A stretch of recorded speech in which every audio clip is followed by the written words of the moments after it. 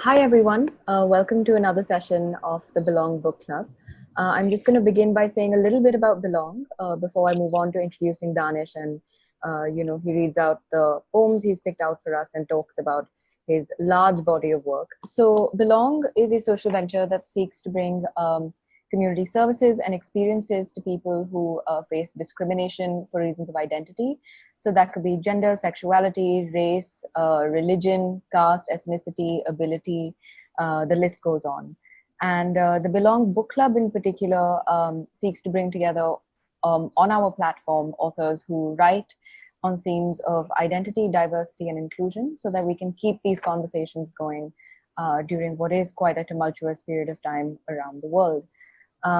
Today we have with us Danish Husain, actor, poet, storyteller, and theatre director. Danish, thank you so much for joining us. And maybe I'll just say a little bit about the format of today's session before I pass it over to you. So the format we're going to follow for today's session is that Danish is going to read out some of the poetry he's picked out for us, following which I'll ask him some questions, both about his poetry and storytelling work, not just in poetry, but sort of across his whole body of work. And then, you're welcome to send in your questions. So feel free to send your questions across whenever you're ready, and I'll integrate them into our conversation. So I'm just going to pass it over to Danish as soon as he's ready. Yeah, hi.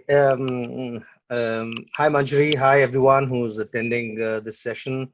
Hi, Nirat. And really, thank you for getting me over for this and getting me over to perform my poems and talk to you guys. I really, really appreciate the work that you guys are doing. And when I first heard about your work, I was like, wow, somebody's doing this. Somebody is actually doing this. And I think it's high time because housing and finding a house is a huge urban issue. People have been struggling with it for long, and under the garb of Societies Act, and societies can make their own sub rules. People have been discriminated for long, and I think it's high time one just calls off this bluff and and let's do things which are constitutional, which means one of them is not discriminating against any other human being. So much for this effort of yours, and that's it, and thank you for inviting me. So yeah. Great. So we're ready when you are. Do you want to begin with maybe some of your poems, and then we can launch into the conversational section of today's session? But normally I read other people's poems. That's fine. Yeah. I'm very good at memorizing other people's poems, and I'm very bad at memorizing my own poems. But this time I've taken out some printouts so that I can read my own poems too. And I will like to begin with. Okay, so this is a Nazim Hikmat poem, and Nazim Hikmat poem, which Nazim Hikmat was a great Turkish writer poet, and this poem came to me in an English translation, and somebody wanted me to translate this poem into Urdu. So it's like a second generation translation. It's not a direct translation from Turkish to Urdu. This one is called Qaid Se Rihai Ke Baad. Qaid Se Rihai Ke Baad. कहाँ हो तुम? घर पे? अब भी नाआशना सोए या जागे, खुद के होने से खुद को घर पे पाके, या फिर जिंदा के 13 सालों से मामूर तुम्हारे जहन का वाहिमा है। ये कौन है तुम्हारे पहलू में? तन्हाई? नहीं नहीं, तुम्हारी शरीके हयात, एक गफलत भरी नींद में मासूमियत के साथ हमल औरत को जेब देता है। हमल मीन्स प्रेगनेंसी। हमल औरत को जेब देता है। वक्त क्या है? 8 इसका मतलब शाम तक तुम महफूज हो, क्योंकि पुलिस के गश्त दिन के उजालों में दहलीजें नहीं लांघते। दिस वाज कैद से रिहाई के बाद by Nazim Hikmat. And of course, from the poem, you would have made out it is about a man who's been just released from jail after 13 years and has gone back home to his pregnant wife. And he's still scared and traumatized. And the poet is saying that, don't worry, it's 8 in the morning. Police don't kind of barge into your houses till it's late in the evening. I thought this was a fascinating poem. It just blew me when I read this poem. Yeah. Uh, Just then, before we move on, Sham asks, what was the poem's name? If you could just repeat it. कैद से रिहाई के बाद. It's called कैद से रिहाई के बाद. Great. Release from the prison. That's what the English translation's title was. Then I will read a couple of romantic poems which I have written. Just because we're fighting for a cause doesn't mean we lose our pearls on romance. इसका उन्वान है एक गुमशुदा नाज़िम। जहन के किसी धुंधले गलियारे में, जहन के किसी धुंधले गलियारे में तुम्हारी एक तस्वीर पर धुएं की परत की तरह पाई मैंने अपनी ही एक नज़्म।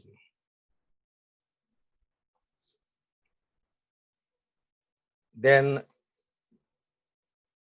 there is this another one.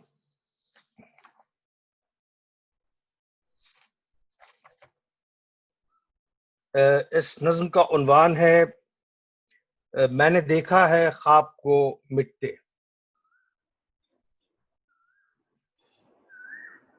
मैंने देखा है ख्वाब को मिटते, मध्यम आहिस्ता बहुत आहिस्ता, किसी दिन चढ़ती सुबह की तरह, किसी रंग उड़ती तस्वीर की तरह, किसी बदगुमा होती गुफ्तगू की तरह, किसी नाउम्मीद होती जुस्तजू की तरह, किसी धुंधली होती शाम की तरह, किसी बद्दिल होती अवाम की तरह, मैंने देखा है ख्वाब को मिटते हुए, मध्यम आहिस्ता बहुत आहिस्ता, जैसे गुफ्तार से हज, जैसे खमीर से जुज, जैसे जिंदगी से लज्जत, जैसे रफ्तार से कुव्वत, मैंने देखा है ख्वाब को मिटते हुए, मध्यम आहिस्ता बहुत आहिस्ता।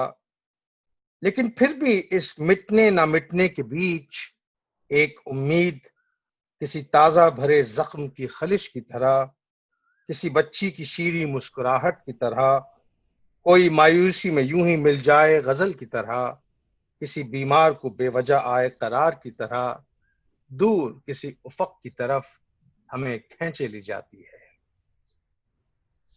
आप चाहें तो वाह कर सकते हैं। Wow, wow. That's fantastic. Okay. Then I have Yeah. What was this called, Danish? What was this film called? ख्वाब को मिटते। Khapko Mitte. I'm gonna make a note of that. And our attendees are also doing wah wah on the side, by the way. Thank you so much everyone. अच्छा ये नज्म इसका उन्वान है सितमगर, means the oppressor. और जब बीच में बहुत ये अपने against that very discriminatory law that has been pushed on us, the CA, when the protests were happening, I wrote this poem at that time. सितमगर। ये भी मुमकिन था कि हम खामोश रह जाते,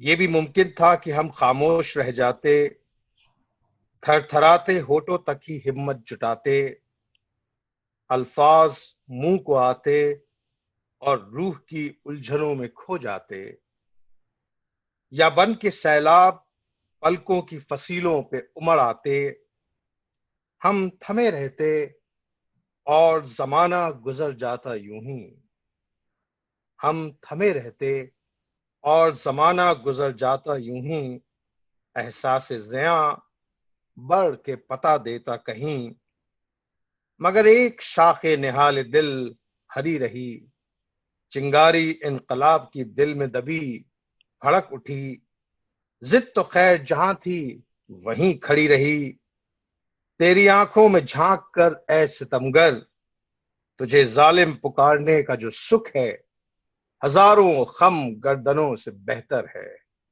एक लम्हे में बातिल का तख्ता पलट देना, उम्र भर सिसकने से बेहतर है, जब हम मिलेंगे मक्तल में हम और तुम, अहम तेरा धरती पे धरा होगा, सर मेरा कट के भी बोलता बर रुए हवा होगा. Wow. What a powerful. Yeah. Thank you. Then I will. This is a poem which is called Mere Chehre, and I wrote this. I wrote this when I was going through a pretty dark phase and a pretty introspective phase, and one day suddenly a realization came on me that actually uh, most of the time when we are viewing ourselves in our own dimension, in our own thoughts, we only have one facet to our personality that we kind of are aware of, but then there is a face that we're not aware of, which is our blind spot, which is what others are seeing. And that made me write this poem, and this one is called Mere Chehre. जी, दो चेहरे हैं मेरे, एक मजलूम शिकस्त खुर्द, बस इतना ही लाचार, बस इतना ही बेजार कि जितना आपके जुल्म की परवास के लिए काफी है, और दूसरा घिनौना मेरी गफलत में डूबा, अनजाना अजनबी मुझसे छुपा, मुझसे दूर, इस जुल्म में इतना ही शामिल है कि जितना आप हैं. Right. Wow. Thank you. Thanks. The sound on my laptop or on your laptop? It was on my. I was muting that thing, that app that popped up. Okay. Okay. So I will now quickly go through and see. Okay. I will recite 3 poems to you. One is on my phone. Again, two of them are like protest poems, which I wrote at the time when the protests were happening for the CA law. And one of them is a romantic poem. That's actually my first kind of nazm. Like that's for the first time I tried writing a nazm in Urdu. Um so this one is called uh, बात सच थी अब समझ में आई, बात सच थी अब समझ में आई, कसमें हिंद तुमने कब खाई, कसमें हिंद तुमने कब खाई, बात सच थी समझ में अब आई, नस्लो मजहब से बढ़ के देश है ये, नस्लो मजहब से बढ़ के देश है ये, तुमको इसकी समझ है कब आई, जिसने हिंसा के खेल खेले हों, प्यार की भाषा उसको कब आई, चुप करा दोगे सबको लाठी से, तानाशाही ये रास कब आई, राम का नाम लेते हो लेकिन तुमको अजमत समझ कब आई, रोक पाए सदा अनल हक की, रोक पाए सदा अनल हक की, ऐसी जुर्रत किसी ने कब पाई. And the other one that I wrote, again, this is like a protest poem. Yeah, and Neha also says wah wah, and I think Gurmeher is saying something in the introspective nazm, how we are all complicit in our own oppression as well. Thank you so much. Thank you so much, Neha and Meher. Uh, this one is called हम सवाल पूछेंगे. हम सवाल पूछेंगे. हम तुम्हारी चुप्पी पर सवाल पूछेंगे. हम तुम्हारे पकड़े गए झूठ पर सवाल पूछेंगे. हम तुम्हारे सवाल पर सवाल पूछेंगे. हम तुम्हारे जवाब पर सवाल पूछेंगे. हम जो नहीं कहा जा रहा है उस पर सवाल पूछेंगे. हम जो कहा जा रहा है उस पर सवाल पूछेंगे. हम जो तुमने किया उस पर सवाल पूछेंगे. हम जो तुमने नहीं किया उस पर सवाल पूछेंगे. हम तुम्हारे होने पर सवाल पूछेंगे. ये कागज की मियाद किसने तय की उस पर सवाल पूछेंगे. तुम होते कौन हो कागज पूछने वाले उस पर सवाल पूछेंगे. हम तब तक सवाल पूछेंगे जब तक तुम्हारे खोखले सवाल दम न तोड़ दें. हम तब तक सवाल पूछेंगे जब तक तुम्हारे खोखले वादे दम न तोड़ दें. हम तब तक सवाल पूछेंगे जब तक तुम्हारी दरंदगी बरहना ना हो जाए. हम तब तक सवाल पूछेंगे जब तक तुम्हारी सरकशी खत्म ना हो जाए. और हम सवाल इसलिए पूछेंगे क्योंकि हम मुल्क हैं. हमारी सांस मुल्क है. हमारा कौल मुल्क है. हमारा वजूद मुल्क है. हमारा होना मुल्क है. हमारा इरादा मुल्क है. हमारा हौसला मुल्क है. हमारी हिम्मत मुल्क है. हमारा जज्बा मुल्क है. हमसे मुल्क है. हमारा मुल्क है. हम मुल्क हैं. हम सवाल पूछेंगे. Wow, that is so amazing. Goosebumps. Yeah. Thank you so much. And then I will end my round of poems, and then if the other Sorry, people want. Pallavi said that ये सवाल है तब तक ही जिंदा है. Oh, thank you so much. Thank you so much. इस नज्म का उन्वान है वो जो नहीं कहा गया. And this was my first nazm in Urdu. Otherwise, I used to write in English before that. तो वो जो नहीं कहा गया. नहीं नहीं मुझे मत बताइए. नहीं नहीं मुझे मत बताइए. उस राज को राज ही रहने दीजिए. वो जो मुकद्दर है छुपी है हमें. गर यूं ही इजहार कर दी जाए. भक से उड़ जाएगा उसका सहर. मैली हो जाएगी उसकी पाकीज़गी. और जैसे शीरी मिठाई से लुत्फ अंदोज होते वक्त दांतों बीच आ जाए कोई कागज. ये खूबसूरत गुमान तैर जाएगा आंखों बीच किसी मामूली सच की तरह.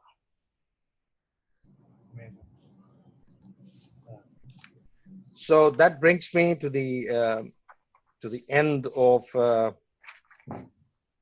few of the poems I decided to recite for you. Thank you so much, everyone, for patiently hearing these poems.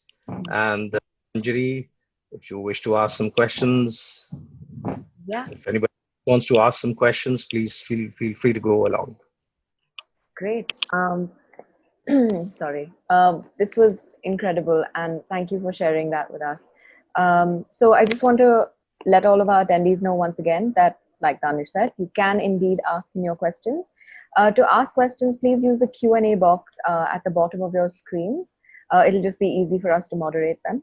And if there's anything else you need to communicate with us, you can use the chat box like you already are.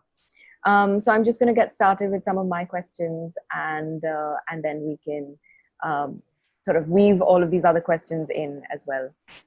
So my first question is around, the importance of writing and performing in Urdu. You said that, there was a time when you would write in English, and, there was a time when you wrote your first poem in Urdu. So I guess I'd be interested in knowing, what you regard as the politics and the power of the Urdu language in this present moment, especially in light of Dastan Goi as well, right? The art of Urdu storytelling that you've been involved in reviving. So if you could tell us a bit more about that. Well, I do not know when Urdu became a foreign language in this land, or when people started considering it as a foreign language. Urdu is, in fact, the purest of Indian languages. I mean, its birth took place in India, and it is this land where Urdu was always spoken. It never came from abroad or anywhere else. Unlike English, which most people speak now, and we have now a category called Indian English. If you go to a Microsoft, if you download a Microsoft app and you go to the word, and it gives you an option English India. Uh, so it's not seen as alien anymore. English is seen as a language which is spoken in this country and is part of one of the languages spoken in the country. Similarly, if you were to roll back 200 to 300 years back, the same status was with Persian. Persian, though it had come from Iran, but it had been as a court language for long, and most people spoke Persian in this country, and Persian had a similar kind of status which English has right now, though it had come as a language from abroad, but because it was so much an official usage, and because people were speaking Persian, Persian was no more seen as an alien language. And Urdu has an advantage because Urdu came, it rode on the back of all these languages, and it became truly some kind of a syncretic, some kind of a language which amalgamated all of these other languages. So, you had, it took the dialect, which was the spoken Hindi, which was the Khadi Boli. It took from Braj, it took from Maithili, it took from, Sanskrit, it took from Arabic, Persian, Turkish, Urdu, Persian. So all these languages, it was a potpourri of all these languages, but the syntax that Urdu took was very much Khadi Boli, which we understand as Hindi today, or which was to be called Refta at that time. So in some sense, it took the Persian script, but the essence of the language was very much Indian, which is what you understand as Hindi and Khadi Boli. And just to quote Javed Saab, when somebody asks him that what is Urdu, तो he says जब तक आपको समझ में आ रही होती है वो हिंदी होती है, जब आपको समझ नहीं आती आप कहते हैं Urdu. So I think Urdu is very much very Indian language, and it is such a tragic thing today that uh, though Urdu is an official language of Pakistan, but most native Pakistanis do not consider Urdu as their language. They feel it's been imposed on them, and Indians, of course, see it as an enemy language, and it just, and Ali Khan Mahmoodabad just wrote a fantastic book called Poetry of Belonging, where he is looking at the politics of Muslim identity and Urdu through the lens of Mushaira over a period of 1850 to 1950.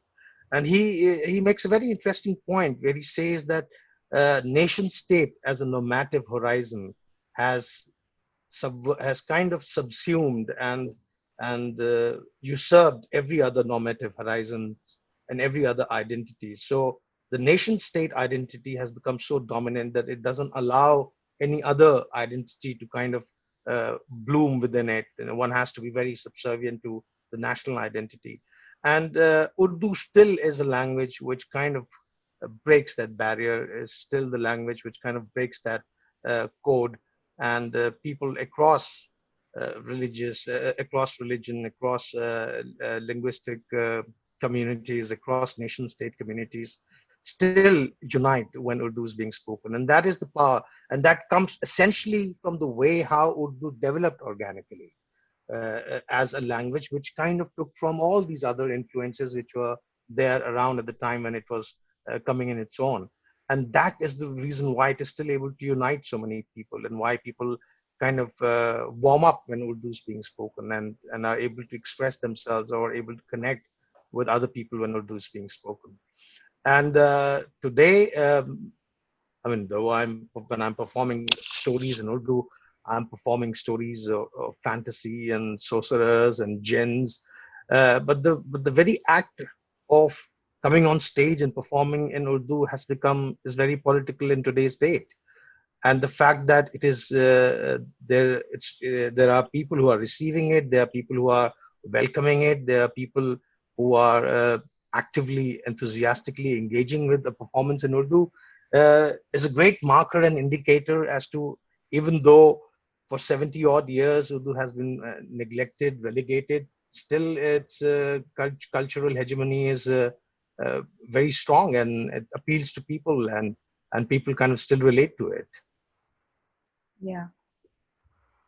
Yeah, and just to bring in one of the questions we received, which is specifically about Urdu, Gurmehar asks, I find that English to me is the language of the mind and Urdu is the language of the heart. Danish Sahab, has that been your creative and lived tajurba too? Well, I think the reason why you say that is because we've been conditioned and we've been taught in our schools in English. And so we've kind of discovered Urdu through poetry and through ghazal singing and through Hindi film dialogues. So there is a certain kind of romanticism involved with it. And because English has been the basic language of instruction at school, so it is seen something more cerebral, because that's nobody likes going to school. So there is a feeling associated with it that you have to be in a very official, formal school, formal place. That's where you speak English. And that's why, we rationalize by saying that it is a language of mind. Whereas we discovered Urdu through cinema and through ghazal singing, and there is a certain kind of romanticism involved. That's why we feel it's a language of heart, but it's not true. If I'm sure if you would go in Pakistan where Urdu is being imposed on people, I don't think you would see many people saying it's a language of heart. They would say Punjabi is a language of heart or Sindhi is a language of heart, rather than Urdu being the language of heart. So I think the associations form because of how we've conditioned to approach a language, because of how we find or discover a language in our life. And English, especially if you are in the subcontinental area, English is a language which you must learn to further yourself, to work, to further your career or to find work. So English has those kind of associations attached to it. But equally, English could be a language of heart, and equally, Urdu can be a language of mind. You can have very philosophical or very dry discourse in Urdu also, which can put you to sleep. And similarly, you can have extremely engaging, heartful discussions in English also. Yeah. Yeah, no, certainly. But just to speak to what you said about English being the language of instruction, and then you also spoke about English being in many parts of India and much of the world necessary to further one's career and so on. So I do wonder then, how we might think of English as a language of discipline, both from the perspective of colonialism onwards, and now when the emerging forms of social capital necessitate that we know English in order to progress. Before I move on to my next question, I just want to say I am very much keeping tabs on the questions we've received so far, and I will weave them into my next question as well. So my next question, I just wanted to broaden what you said about the power of Urdu to talk about the power of storytelling more generally, and the role that storytelling can play in shaping some of these larger social narratives. And I know you're currently engaged in Kissebazi, which is a multilingual storytelling platform. So if you could both respond to that question and tell us a little bit about Kissebazi, that would be great. Well, I mean, if you essentially look at storytelling, almost every activity we do is storytelling. I mean, one should not have a parochial view of, a grand aunt or a grand uncle or a grandmother telling a story. Storytelling is basically about any narrative that you unfold in front of your audiences. So, this session that's happening is a storytelling. A salesman is doing storytelling, a politician is doing storytelling, a scientist is doing storytelling, a school is doing storytelling, history books are doing storytelling, anywhere where we are putting out a narrative, we are doing a storytelling. And it is essentially our our invention of language and our ability to tell stories, which is the reason why civilization exists. I mean, uh, it is not physically possible to know beyond 100, 150, 200 people or to remember them. But the fact that millions of people can come together and work for a certain agenda or work for a certain objective is because they believe in that narrative that this is going to be beneficial or this is going to be value adding to society. I mean, someone is sitting in America, somebody is sitting in China, somebody is sitting here, and all these three people have no idea who these other two people are, but they still put their heads together and work for Apple or for Google or for some organization. So this is right now, this whole Zoom webinar. I mean, there are 16 participants right now, 12 attendees, 4 panelists, and I doubt if everyone knows everyone. But you placed a narrative out in the public that we are going to have a discussion on Urdu poetry and storytelling with Danish Husain, and at least 12 people seem to have bought that narrative and are here in this webinar and are listening to this webinar. So this is the power of storytelling, and that is what really keeps a lot of stuff going around that is around us. This whole civilizational thing which is happening, and the same thing is about political narrative. A political narrative, what a state is, or which party has what agenda, is again a storytelling. And what storytelling does is, the reason why storytelling is so compelling and is so powerful is that storytelling is very collaborative, in the sense that when you are telling a story, the audiences is co-creating the story with you in their heads when they are listening to that story, and that co-creation of the story in their heads makes storytelling a very collaborative activity for the audiences. So when a political party is coming out with an agenda and is saying that we have to restore the lost glory, or we have to recover our lost glory, they are rolling out a narrative. And when all these people are heading towards, let's say, Babri Masjid, to destroy Babri Masjid, they actually they become co-collaborator in that story, because for them, the story has not ended yet. And now, by participating in this story, they will bring the story to its end. They will bring the story to its culmination. And that's why it becomes such a live, intense activity for them. They do not see it as a historical, they do not see it something wrong or something anti-constitutional or something criminal. They see themselves as part of a larger story which is unfurling, and they are setting a historical wrong right. And that's why it is so easy for them to rationalize and justify their act. So that is the power of storytelling. That's what it does. It makes people co-creators. It makes people collaborators. It makes people live in an alternative reality and makes them believe that this alternative reality is true. And that's why storytelling is also very, very powerful when it comes to instructional telling, because what we all know, that experiential way of learning is the strongest way of learning. When you actually firsthand experience something, that's when the impact of it is maximum. So no matter how many pictures of New York or Alps in Switzerland, or the Great Wall of China I show you, the experience of actually being there will supersede everything. Those pictures will never compensate for the actual experience of being on that site. And that's what storytelling does. What storytelling does, that it creates such a powerful experience that it almost comes close to a real experience. So by the end of you hearing a story, you have actually lived a journey. You've actually gone through an experience, and that's why storytelling leaves such a great impact on you.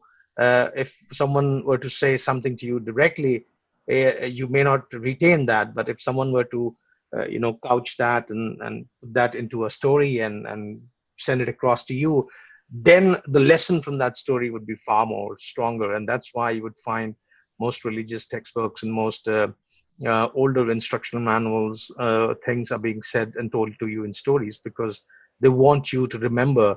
And one of the best ways of making people remember is to tell them a powerful story, because then the story usurps you, consumes you, and then it becomes your story. And then when it becomes your story, it becomes a self-propagating narrative, and then you would tell that compelling story to somebody else, and then so on and so forth. And it becomes much easier than whipping people and telling them to remember something. Yeah. So we've received a bunch of comments and questions that I'm going to bring in now. Gurmehar has, complimented the connection you made between the Babri Masjid demolition and the stories being told and around it. Kajol says, thank you so much for sharing your poems. I'm just going to read out maybe maybe we can take it a question at a time. So this question is from Pallavi. Who is your favorite protest poet? Well, I think Habib Jalib is really the most iconic of poets, and the fact that Habib Jalib constantly stood up to the dictators in Pakistan and was like periodically jailed, and he was fearless. I mean, you have videos on YouTube. I don't need to say that, and I'm sure a lot of you must have seen those videos. He is fearless, and his words are so powerful. I mean, let me just kind of read Yeah, some of her for you. yeah. I don't remember it offhand, but the good thing about technology is that I can straight away type something uh, and I can recite it to you. And uh, so I think for me, right at the top is Habib Jalib as a protest poet. Of course, Faiz is also there, and Hum Dekhenge and Bol Ke Lab Azad hai are pretty iconic, and they are literally recited at every protest that we have seen. Uh,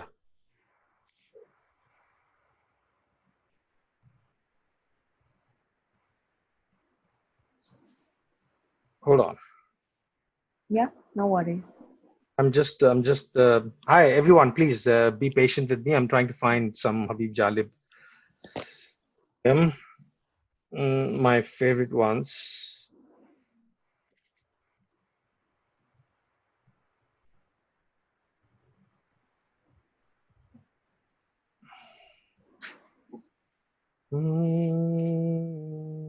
So now this one is there.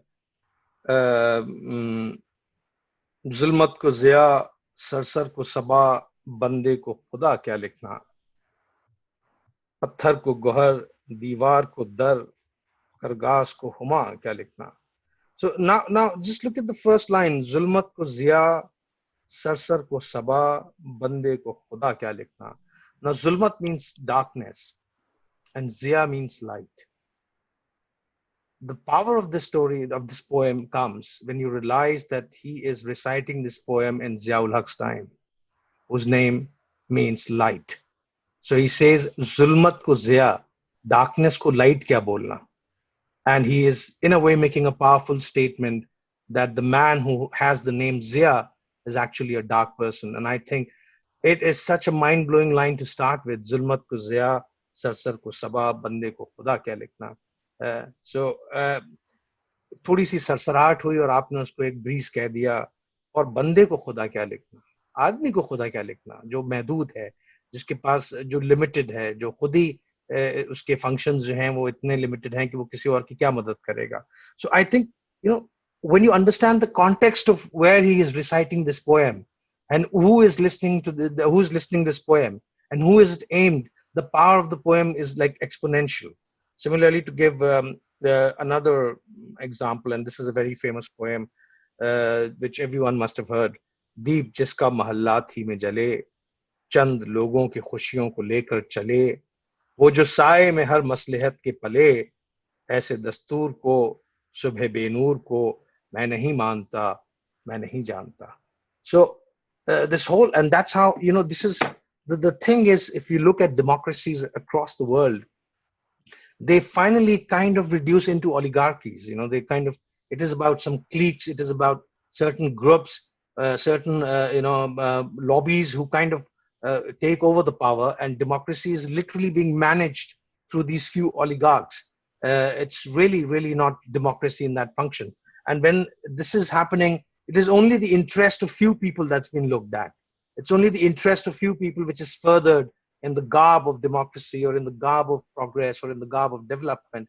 And I don't need to say that. It's very obvious in our times. Anyone who's reading the news and anyone who's kind of not falling for what the Godi media is saying, would be able to see through as to who are the people who are benefiting. I mean, just to put it across the world, in lockdown, where millions of people lost job, where millions of people are out of work, where people are kind of being pushed towards poverty. The top billionaires, their wealth has gone up by 19%, uh, which is to speak as to how systematic this exploitation is in our system across the world, where it's only the interest of the few. And even in a calamity like a pandemic, like a coronavirus or a lockdown, the system protects them, and not only protects them, it benefits them, that they are able to have their wealth increase by 19 to 20%, whereas most people, they find themselves being pushed down and heading towards poverty. So I think that is what this poem is saying. कि दीप जिसका महल्ला थी में जले, I mean, just the lamps that kind of only light few of the neighborhoods, and chand logon ki khushiyon ko lekar chale, and only certain people's happiness is catered to. And this kind of a system, I refuse to acknowledge it, and I refuse to accept it. And I think that is such a powerful thing to say. So undoubtedly, Habib Jalib stays as my best protest poet. His ability to power.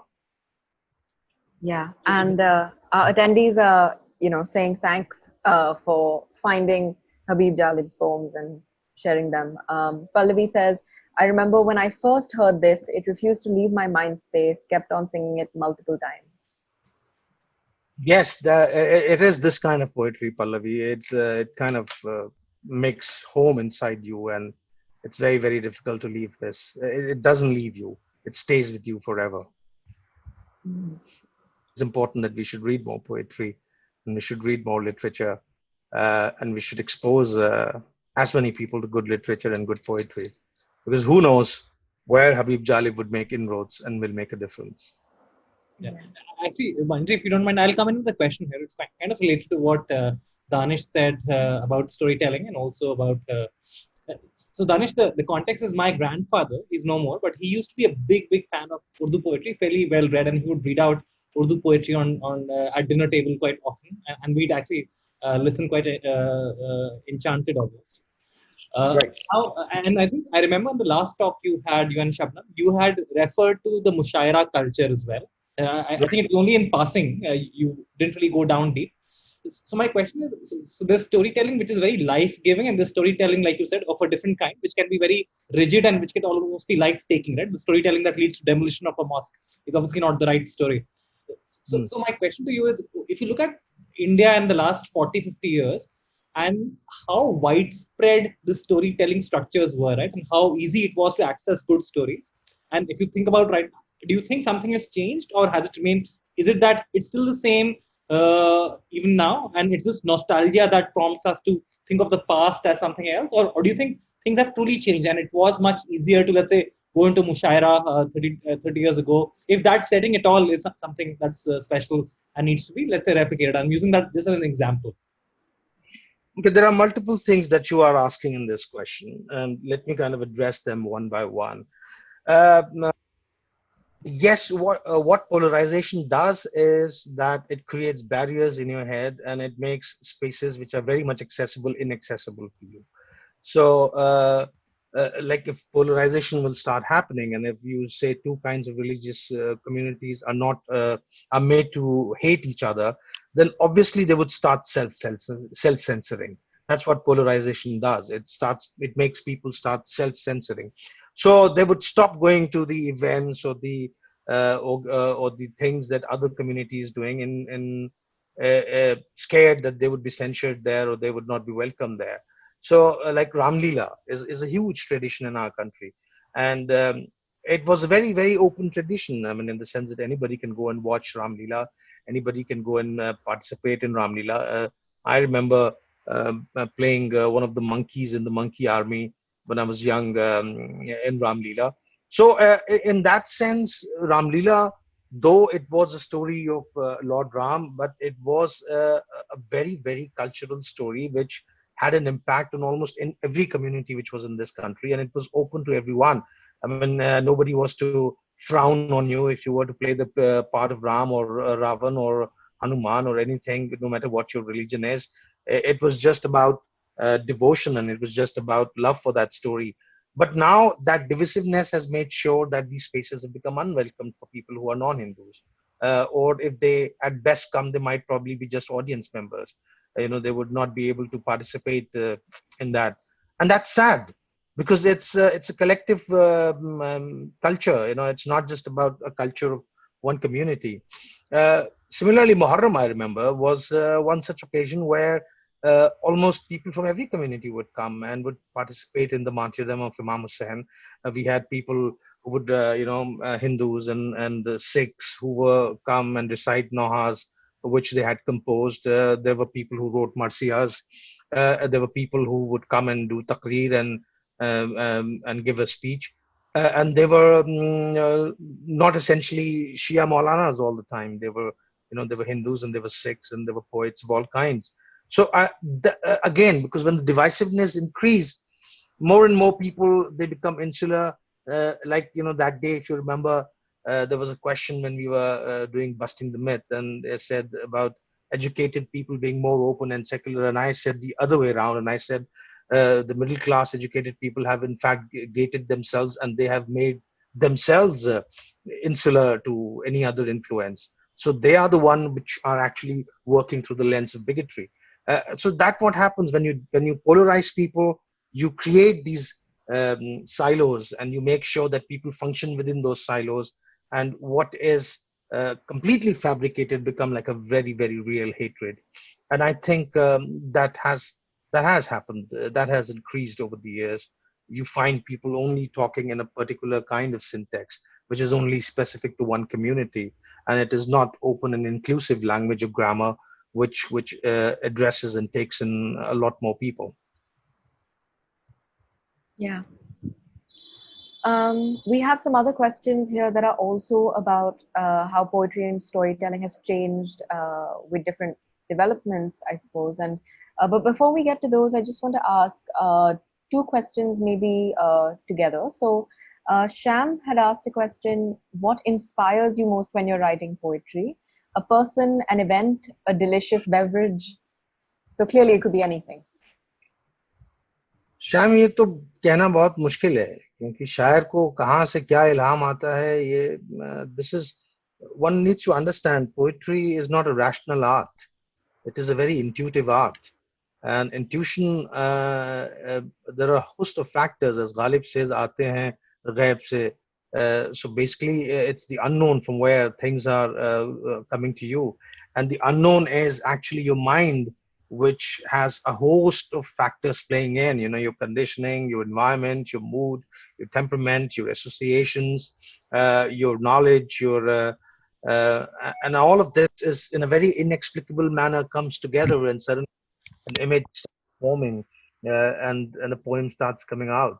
And I think no poet can describe a process of how a poem is created. It is something which is very intuitive. It is very emotional. I think that's why Gurmeher said in the early, in the beginning, that Urdu is a language of heart, because so much of poetry from Urdu kind of goes and hits you at the heart.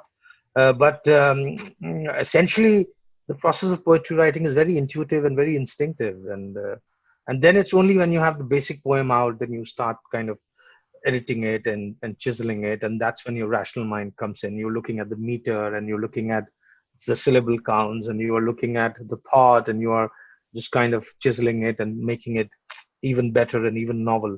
But initially, when the poem comes, it is not a very rational exercise. It is a very emotional, heady kind of a feeling. And it's only when the poem is out on page, that's when the rational mind kicks in, and that's when you start working on it, and that's where your craft comes in, and you are trying to make it into something which is more palatable and presentable, and not in the raw form in which the poem came to you. Mm-hmm. Pallavi asks, is there any poem that you keep going back to gain back lost strength and resilience? Oh, there are a lot of poems. I mean, tons of poems, tons of poems. Let me kind of recite something to you. This is a ghazal by Momin Khan Momin. असर उसको जरा नहीं होता, रंज राहत फिजा नहीं होता। बेवफा कहने की शिकायत है, बेवफा कहने की शिकायत है, तो भी वादा वफा नहीं होता। जिक्र अगियार से हुआ मालूम, अगियार गैर इज अ स्ट्रेंजर, अगियार means strangers, it's a plural. जिक्र अगियार से हुआ मालूम, हरफ नासे बुरा नहीं होता। Nase is the inner voice that you have. In Urdu poetry, Nase is the inner voice, the conscience keeper, the friend, the critic, even God at times. That's what Nase refers to.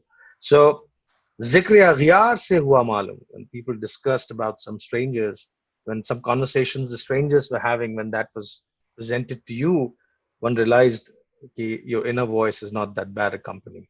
हरफ नासे बुरा नहीं होता। किसको है ज़ौक़ तल्ख़ कामी lake, किसको है ज़ौक़ तल्ख़ कामी लेक, जंग बिन कुछ मजा नहीं होता। तुम हमारे किसी तरह ना हुए, वरना दुनिया में क्या नहीं होता। उसने क्या जाने क्या किया लेकर, उसने क्या जाने क्या किया लेकर, दिल किसी काम का नहीं होता। तुम मेरे पास होते हो गोया, तुम मेरे पास होते हो गोया, जब कोई दूसरा नहीं होता। हाल दिल यार को लिखूं क्यों कर, हाल दिल यार को लिखूं क्यों कर, हाथ दिल से जुदा नहीं होता। और कहते हैं कि चारे दिल सिवाय सब्र नहीं, चारे दिल सिवाय सब्र नहीं, सो तुम्हारे सिवा नहीं होता। और क्यों सुने अर्ज मुस्तर ए मोमिन, क्यों सुने अर्ज मुस्तर, the application of the distressed, क्यों सुने अर्ज मुस्तर ए मोमिन, सनम आखिर खुदा नहीं होता। So I mean, there are countless of poems. Like there's one poem by Noon Mim Rashid which is about desire, and it talks about how desire is the greatest wealth of our world. And this goes as Tamanna ke taar, Tamanna ke joli datar means entangled. Tamanna ke joli datar, गिरा दर गिरा है तमन्ना के नादी दातार। सितारों से उतरे हैं कुछ लोग रात, वो कहते हैं अपनी तमन्ना के जोली दातारों को सुलझाओ, सुलझाओ अपनी तमन्ना के जोली दातार, सितारों की किरणों के मानिंद सुलझाओ। मुबादा सितारों से बरसे वो तीर कि रह जाए बाकी तमन्ना न तार, तमन्ना के जोली दातार। सितारों से उतरे हुए राहगीर कहे नूर ही नूर उनका खमीर, तमन्ना से वाकिफ नहीं, ना उन पर आया तमन्ना के तारों की जोलीदगी ही का राज। तमन्ना हमारे जहां की मताए अजीज, the greatest wealth of our world. तमन्ना हमारे जहां की मताए अजीज, मगर सितारों से उतरे हुए ये लोग सर रिश्ते नागुजीरे अबद में असीर, मगर सितारों से उतरे हुए ये लोग सर रिश्ते नागुजीरे अबद में Asir, trapped in an eternity that cannot be cancelled। मगर सितारों से उतरे हुए ये लोग सर रिश्ते नागुजीरे अबद में असीर। हम उनसे कहते हैं ऐ अहले मरीख, जाने वो किन किन सितारों से हैं।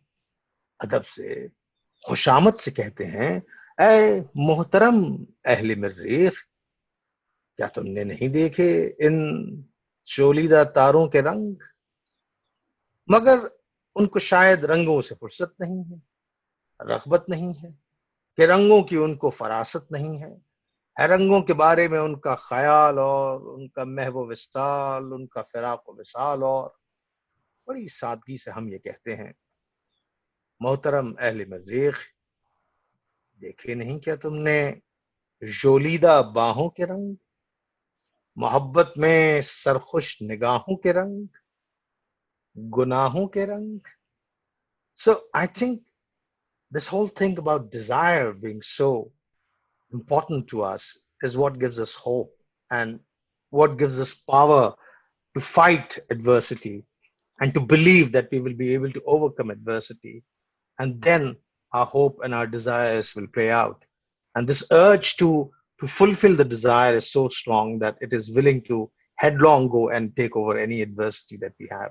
And I think that's what happens when you are in a protest. That's what happens when you are in an adverse situation. That's what it happens when you're facing hatred. You are it's your desire to survive, to exist, to give, to touch, to feel pleasure, and to give pleasure, which really keeps things going. That was amazing. Thank you for sharing that. Yeah. Yeah. Our next question is from Kajol.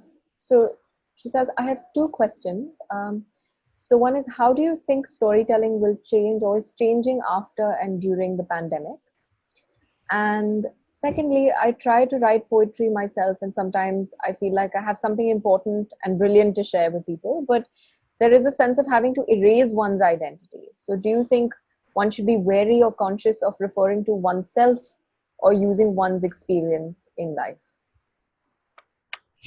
I'll address your the latter part of the question first, Kajol. Um, First thing is this, that one of the greatest discovery that we all go through is realizing that what is our thought is not original, and somebody has said it before us, and somebody has said it better. So that is very important, to kind of realize that what you are considering as original thought is really not original, and some master poet has really said something about it. And that's why it becomes very important that to understand that poetry is not just creating a poem, but is also being a part of a tradition. And unless one doesn't understand the tradition, unless one doesn't go through that tradition, then you are not really kind of extending that tradition. Then you are really creating something in isolation, which might sound good, but it really would not fetch you anything. So it is important, if you want to be a poet in a certain language, whether it's English or Urdu or Hindi, it is important to understand what is it that the pantheon of poets have said before you. What is it that the tradition has said before you? How has the thought come to you? How it has evolved? And then if you understand that, then you add to that tradition. Then you kind of further that tradition. Then you also realize how, जैसे कहते हैं, इसी जमीन में गजल लिखी गई है, तो इसी जमीन में मतलब the same landscape where different poets have said the same thing in different ways. If you're aware of how different poets have addressed the same thought in different ways, then it gives you a handle as to how do you express your thought, a similar thought in a different way, and that's when you will make progress as a poet. So I think it is very important to do that and know when you follow the tradition and then recreate the same thought in your own words, then you're not erasing your identity. Then you are adding your identity to that landscape. अब वो एक लंबी समतल जमीन है जहाँ पे तरह तरह के फूल उगे हुए हैं और आप अपना एक पौधा लगा रही हैं उसके अंदर अपनी गजल के साथ, अपनी नज्म के साथ. तो ट्रेडिशन जानना बहुत जरूरी है, और अगर आप ट्रेडिशन को जानेंगी तो ऐसा नहीं होगा कि आप अपनी आइडेंटिटी इरेज कर रही हैं. वो आइडेंटिटी तभी इरेज होती है जब थॉट बनाल होता है, जब थॉट क्लीशेड होता है, जब थॉट हैकनीड होता है, तो फिर उसमें कोई ऐसी नई बात नहीं होती है. तो कोई सुनेगा वो चौंक के नहीं बैठेगा, वो कहेगा हाँ ठीक है, देखा हुआ है, कोई मामूली सा ख्याल है ये. तो how do you turn something which is known? That's what we do also in acting.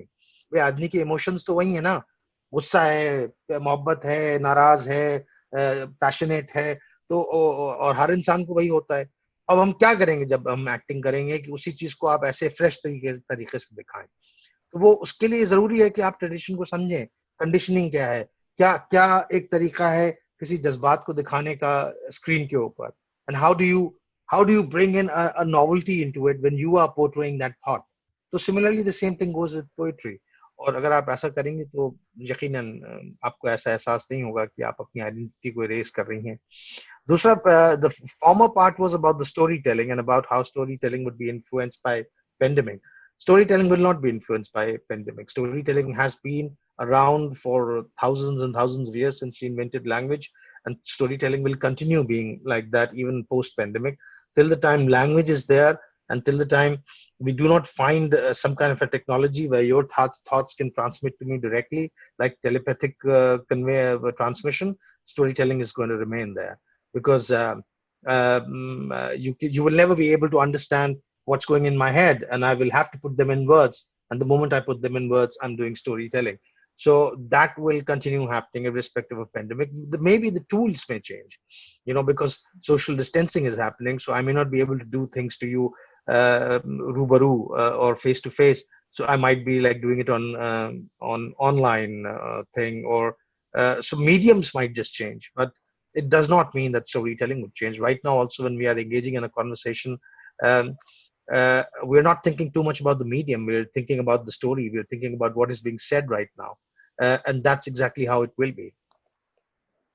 Yeah, we've actually received two questions that ask about the medium of social media in relation to storytelling. So the first question is from Ankita, and she asks, how do you think social media has altered or changed the art of poetry and storytelling? Do you think it does justice to words and emotions? And the second one that's related, and I'm happy to repeat it in case you need me to. So on the subject of being familiar with the pantheon and being able to further that tradition, do you think that is somewhat lacking in the era of instant social media expression? Okay, let me just read that question. Gomeher has Yeah. sent that question. Being familiar with the pantheon to be able to further the tradition, do you find it somewhat lacking in the era of instant social media? Okay. And what was Ankita's question? Let me see it That was again. about, yeah. Yeah, I think yes, Ankita, I agree with you. Social media has really changed a lot how poetry and how poetry is being received and how poetry is being put across. So you see, if you look before, pre-social media era and pre the blogging era, when people started putting things on their blogs, their poetry, how was poetry being transmitted? Poetry was being transmitted either through publications where poetry books were being published, or through public spaces like Mushaira, Kavi Sammelan, where more established poets would come and they would recite. So there were gatekeepers there who would allow you in, and it was not easy for everyone to get into that space. Or it was through Hindi cinema, where poetry was being written as songs. Uh, so what social media did, it immediately liberated people. What net did, it immediately liberated people. So there were no more. So while publishing had gatekeepers, while Mushairas and Kavi Sammelans had gatekeepers, there were no gatekeepers here. You can straight away go and have a blog and put your poetry. You can go straight away on social media and post your poetry. So what that led to was, there was a proliferation of poetry. B, there was no such quality control, because what the gatekeepers were doing, they were like literary gatekeepers, and they were kind of keeping quality control so that not everything pass off as poetry. So that quality kind of fell apart. It collapsed. Anyone can type and write whatever and post anything as poetry. And also because social media has very limited attention span.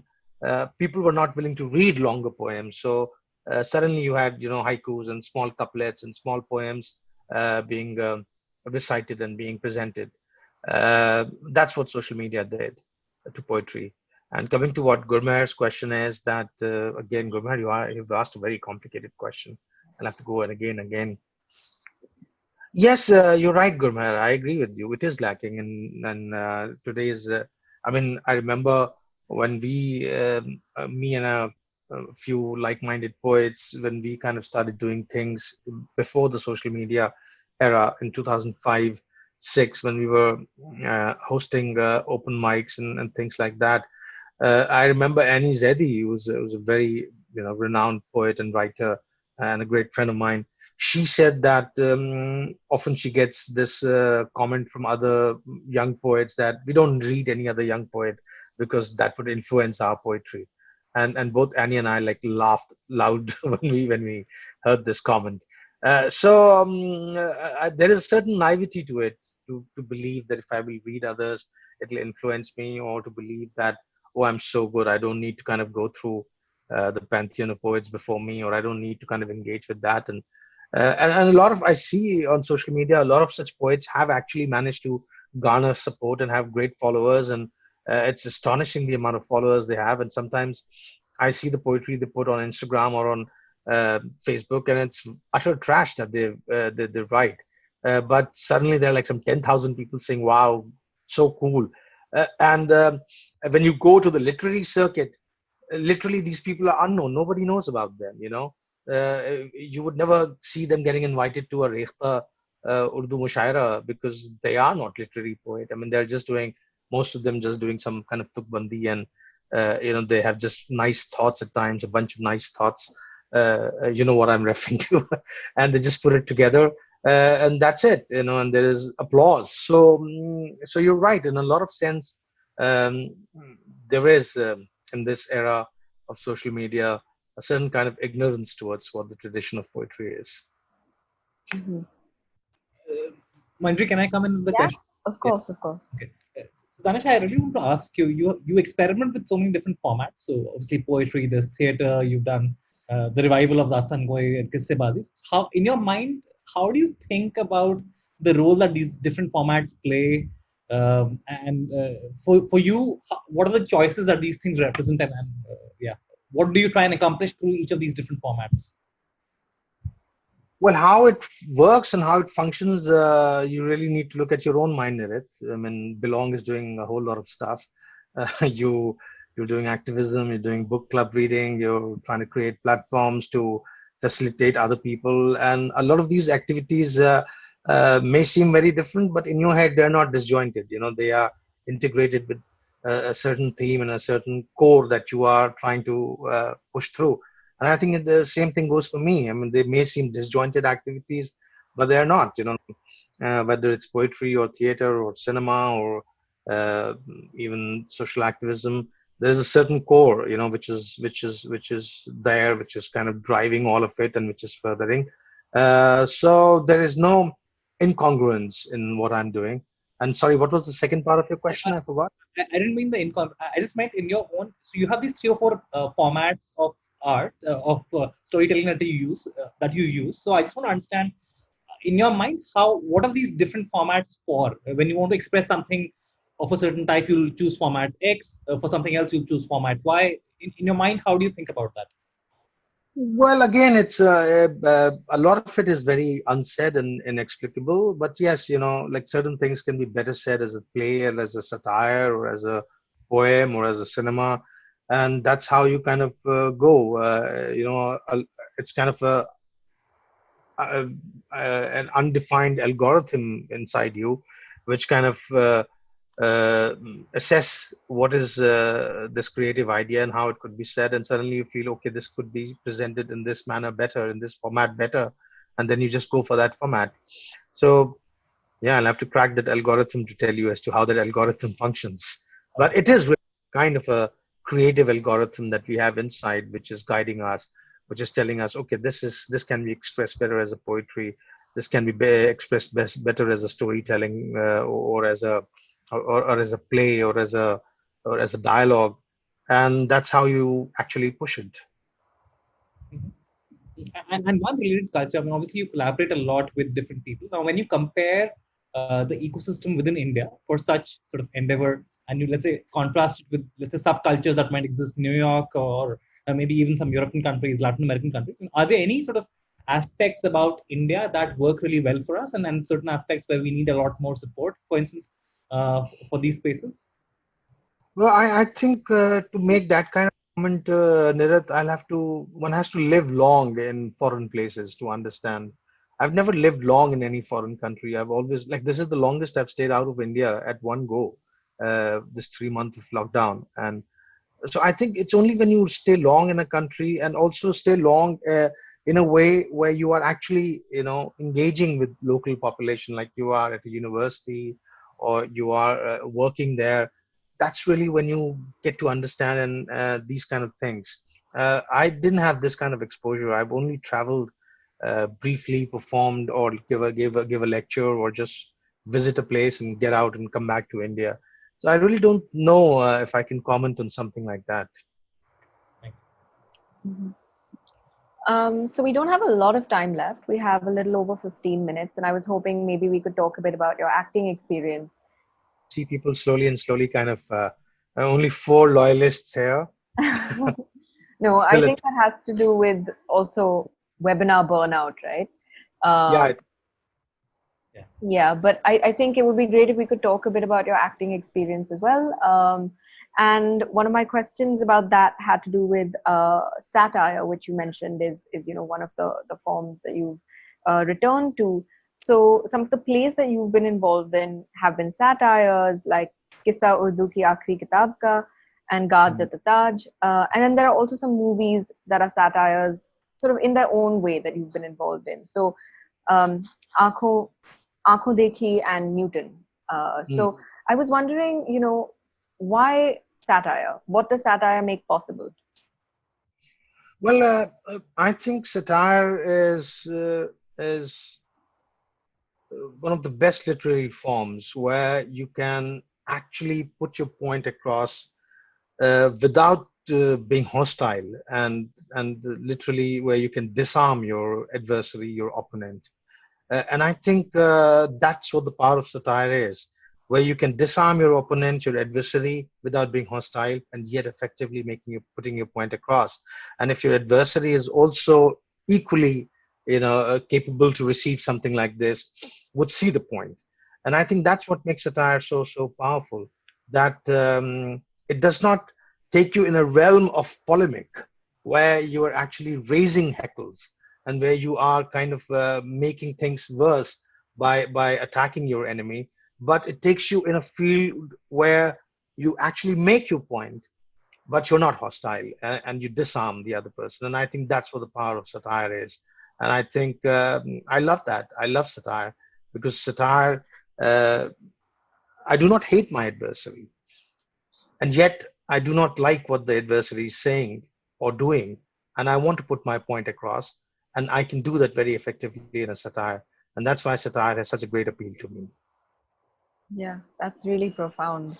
Um, my next question is about how in a lot of your work, you side with the underdog, right? So in some of your works, like Crap's Last Tape, Chinese Coffee, Ek Punjab Ye Bhi, and Untitled One, Mm. you sort of shown a kind of liking for the underdog or a clear preference for the underdog. And maybe you could speak a little bit about what the appeal of the underdog is to you. Yeah, I mean, just to clarify, I've directed these plays. These plays were not written by. Perhaps Last Tape is a Samuel Beckett play. Chinese Coffee is an Ira Lewis play. Ek Punjab Ye Bhi is based on the short stories of Ali Akbar Natiq, and Untitled One was written by Annie Zaidi. But when you're directing, you're kind of co-collaborating, and the script acquires a certain vision as a director. And one of the reasons for being an underdog is that I've identified myself always with an underdog, and I think being born in a Shia Muslim family and listening to the whole Karbala narrative, and the martyrdom of Imam Hussein, you kind of grow thinking yourself as an underdog and someone who's at the other end of the stick, and someone who's marginalized. And I think that's where the affinity to the underdog comes naturally to me, where I'm able to immediately identify with an underdog.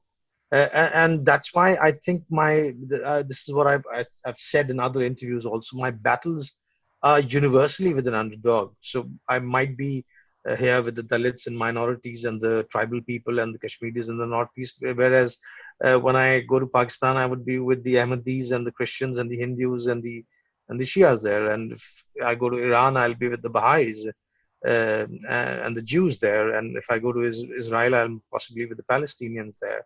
So it's a universal battle for the underdogs, and it's really not about identifying with one community. And because I belong to a certain community, then I cannot flip to the other side. Um, and that's my themes of underdogs, because if you look also psychologically, almost everyone you meet feels that he or she is a victim, whereas you hardly find anyone thinking of themselves as oppressors. So universally, we all root for underdogs, and that's why these stories have such great appeals, and they give you hope again that something which is a Goliath, a giant, can be overcome by a small, puny little David somewhere. Yeah. And So thank you for sharing that, Danish. That was really, really powerful. Thank you. You most thanks. yeah. So I'm now going to sort of ask my last question. But if you, Neerath, or if any of our attendees have any pending questions they really, really want to ask Danish, feel free to send them across. We still have a couple of minutes, so we could perhaps get them answered. So my last question is about your latest work, which is a Netflix series called Taj Mahal 1989. And I thought it could be nice if you just said a little bit about that and what the experience of working on that was like versus perhaps some of the other forms that you've dabbled in. And sorry, just to add to that, Danish, would be great if you can just talk a little bit about your character in that show. I loved the character. If you can sort of speak of the character and also your interpretation of that character. Yes, Taj Mahal 1989 was really like a manna from the heaven. It really like fell in my lap. I was not scheduled to be the actor in that series. And whether you're doing theater or whether you're doing cinema, getting central roles is very, very difficult. It's not really about talent. It's really about there are a host of other things happening, and there's too much writing. People are not. It's like a trust. It's like having a confidence that this person can pull off. And same happens in theater and in cinema because stakes are higher. It becomes even more difficult to get central roles. So Taj Mahal just happened. I mean, I had done a couple of central roles, primary roles before.